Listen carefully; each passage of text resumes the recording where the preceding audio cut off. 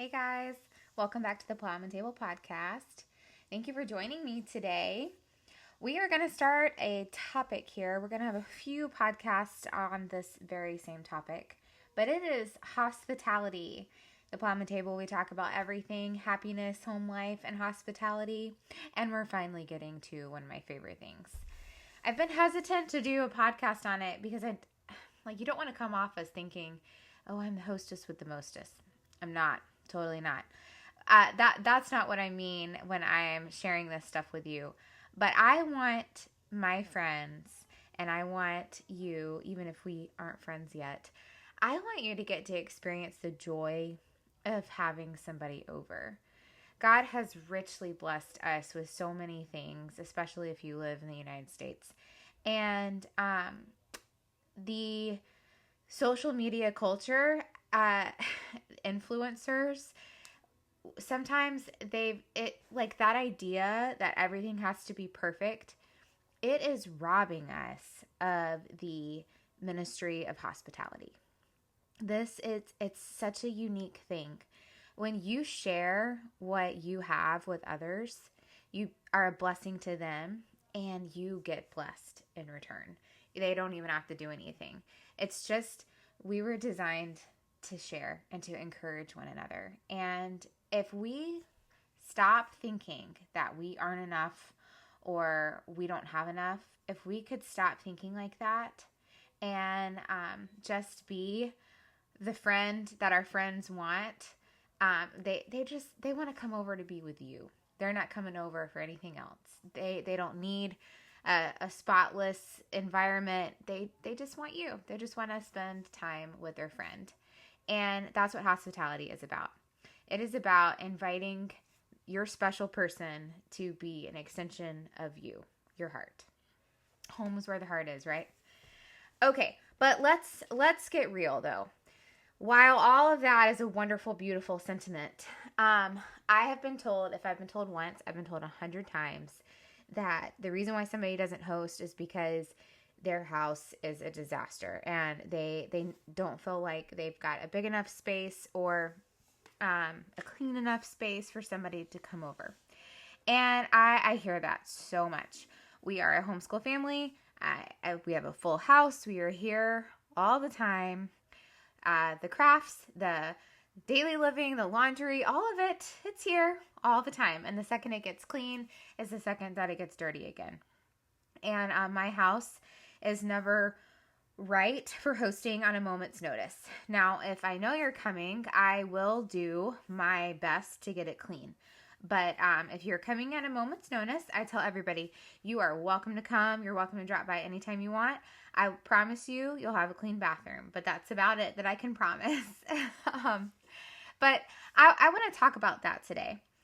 I was trying to go through this episode with my husband in the car yesterday, trying to tell him what I wanted to say. And I said, I just don't feel like I have anything good to offer. And he's like, well, tell me what you want to say. So I told him, and he said, it sounds like you're just trying to say hospitality isn't about you and what you have or don't have. It's about the other person. And I was like, well, yeah, that is what I'm trying to say. And he says, okay, well, do that.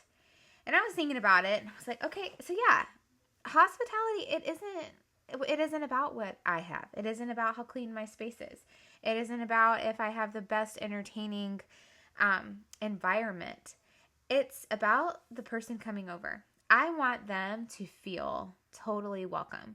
I want them to know that they are special to me, and I will make room in my life, in my space, at my table for them anytime that they need to drop by. And I also want to be focused on them when they come over. And if I am so worried about what my house looks like, I'm not focusing on them. So I have some things that I do. This is some of the stuff I shared with him. I have my top 3 things that I do when somebody says they're going to come over and this wasn't a planned event. Let's say I got 15 minutes before they are arriving. Usually panic ensues And if I have not maintained a sense of discipline and tried to keep my house picked up, there's often a lot of yelling. Guilty as charged. There's a lot of yelling like, put this there, hide this, make it look like we don't live here. My poor kids. I'm not setting a precedent for them that I ever want them to repeat. So I have some things that I do every time it's like an impromptu visit that really, really help. And they are like bare minimum things that allows me to make sure I can focus on my friend and they are able to actually walk in my house and I hope feel relaxed and invited. When I go to someone's house, I am certainly not going to see how clean it is or how ridiculously dirty it is in judgment. That's not why I'm stopping by. I'm going to see them. But I truly appreciate anytime I go to someone's house, if I can walk in the door, if it smells nice, and I can use the restroom if I need to. So when I was thinking about what do I like as a guest, and I kind of think those things are pretty common, that's what I do. So here are my top 3. I'm never going to be the person that's like, just come over and I can't touch a single thing before they come. Or I don't, not can't. Like I can just open the door and come in and be totally chill. That's not me. I am absolutely not wired that way. I don't want to be that way. And if you are, you embrace your house in whatever state it is, and you are able to focus on your friend no matter what is going on around you, that is awesome. And I need you to teach me your ways, Obi-Wan. Or you do a podcast. I want to know. Comment. Tell me how you can focus. But I can't. So this is for anyone else that's like me, that I've got to do something before they come so I can, hey, how are you, when they walk in. Number 1, I clean the bathroom. So Sally Sue says, hey, I'm dropping by to come see you. Okay, love you. See you in a bit. Bye. Grab the cleaning supplies. Immediately go to the guest bathroom. I wipe the sink inside and out. Make sure there's not toothpaste splattered all over the sink bowl, the faucet, the mirror. Who knows where else it may have gone. It was on the door of my bathroom like forever. I don't even know how they got toothpaste behind them on the floor, but that's where it was. Anyway, wipe up the toothpaste, wipe up any funk in the sink. Then I clean the toilet inside and out. And then I do, if I have time, I'll do like a nice Swiffer in the bathroom. But usually it is shake the rug, sweep the floor, empty the trash. And I make sure that there's another roll of toilet paper and a clean hand towel that doesn't have toothpaste face all over it. I don't want my friends to sit or have to touch in any of our bodily funk going on in the bathroom. So we just do a very quick bathroom cleanup. And this is something that the kids can do. I don't always let my youngest handle the cleaning supplies, but my oldest kids, they know the drill. Clean wipe for inside of the sink, toss it, get another wipe for the outside. They know how to clean the toilet. They know how to shake out the rug, sweep the floor, take out the trash. They know how to do those things. That's just a discipline that we have in our home. And that is the key thing to this episode is discipline. It stinks. It's hard. We don't want to do it. But this kind of a bathroom clean, honestly, you could do this every single day and it takes like 5 minutes.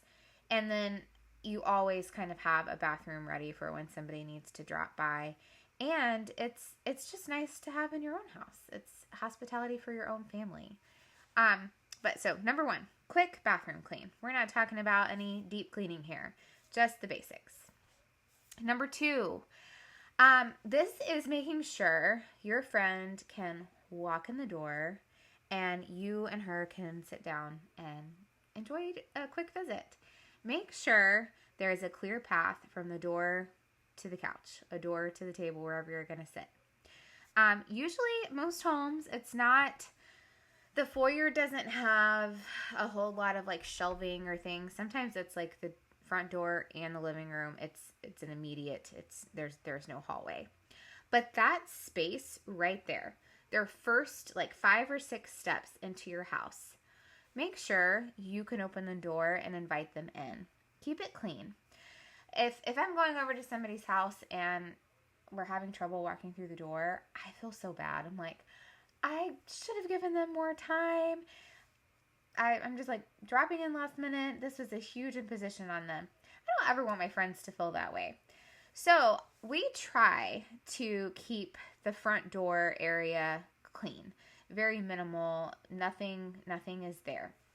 All the time I have stuff going in and out to the donation center, and that will clutter up the foyer. And so if somebody's coming by, nobody's going in my bedroom when they come over. So I will pick up anything that is cluttered, go put it in my bedroom and close the door, and I'll get to it later.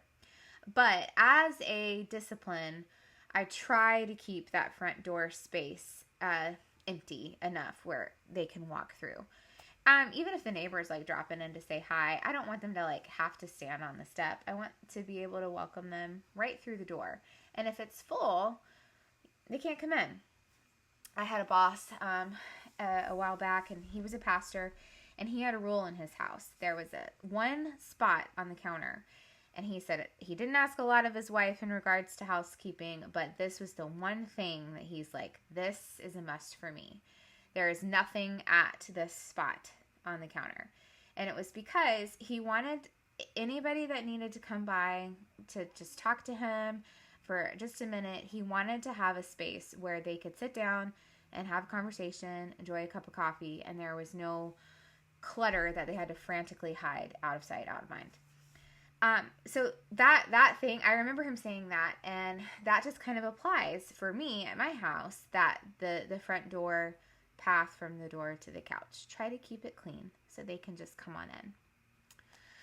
All right. And then number 3, no stink. I don't know if you've ever been somewhere and it might be beautiful, but if it stinks, it's very off-putting. This is not a hard thing to do. If you have pets in the home, that's an ongoing smell. But I'm talking about like the trash can. When the trash is full, train your children, train your spouse, everybody. The trash is everyone's chore. Growing up, that was kind of my dad's chore, and so it would like hang out until he got home at the end of the day. And that's fine if that's how it works. But at our house, because we are here all the time, we are taking out the trash left and right. I do not wait on anybody to take the trash out, especially when somebody is coming over. I'm like, get the stink out fast. Empty the bathroom trash cans. Empty this bag. I don't even buy expensive trash bags. I buy the cheapest kind. They work just as good as the fancy John Cena kind. Anyway, take it out. Get rid of that. And then do a very quick like spritz in the air with some sort of air freshener. If you don't like the chemical ridden kind, that's totally fine. I'm with you. You can make an ultra cheap like essential oils kind with a little bit of water and baking soda and like some light scented essential oils. You don't want your guests to walk in and be like, just something pleasant. Spray down the rugs, the linens, spot where they're going to sit. Just freshen up the space. It's going to change everything, those 3 things. I hope you are. I am able to actually sit and focus on my friend because I know I have put away the most off-putting things. There's no sprinkle when we tinkle left on the toilet. There's no garbage stank going on in the house, and they can actually sit down for just a minute and enjoy each other's visit. I hope this helps you. We're not talking about having an immaculate museum that we live in here. That's not realistic for me, and that's not realistic for a lot of people. And if it is for you, high fives. That's amazing. But find some things, 3 easy disciplines that you can do all the time so the yelling and the frantic cleanup mom doesn't have to come out. when your friend just wants to drop by to see you. They're not coming for your house. Thank you for joining us today, and we will see you soon.